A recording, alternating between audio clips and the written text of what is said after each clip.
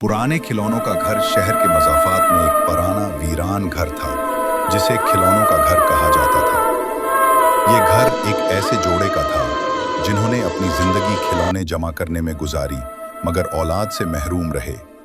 इनकी मौत के बाद घर इन गिनत गड़ियों, टेडी बियर्स और लकड़ी के घोड़ों से भर गया। मशहूर था कि रात को यहाँ से बच्चों की हंसी की आवाज़ें आती हैं और जो भी अंदर जाता वापस नहीं लौटता। सारा, एक पुरसरार वाक़यात की मुहक्किक, ने उस घर का राज जानने का इरादा किया। एक सर्द, तारीक रात में वो अपने आलात के साथ घर में दाखिल हुई। इसे पुराने कपड़ों और लकड़ी की अजीब सी मीठी बू महसूस हुई। टार्च की रोशनी में खिलौनों के साए खौफनाक शक्लें बना रहे थे।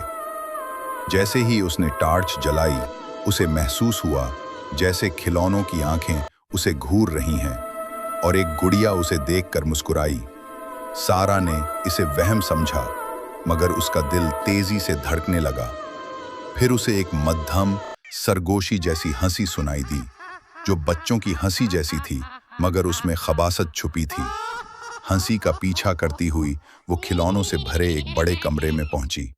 जब वो कमरे के बीच में पहुंची, हंसी तेज हो गई और खिलौने हिलने लगे। एक पुराना टेडी बियर उसकी तरफ बढ़ने लगा। गड़ियों की शीशे की आंखें चमक उठीं और लकड़ी के घोड़े फर्श पर ठोकरें मारने लगे। सारा खौफ के मारे चीखने की कोशिश की मगर उसकी आवाज गले में घट गई। उसे महसूस हुआ जैसे इन गिनत छोटे लकड़ी के हाथ उसके पांव पकड़कर उसे खींच रहे हैं।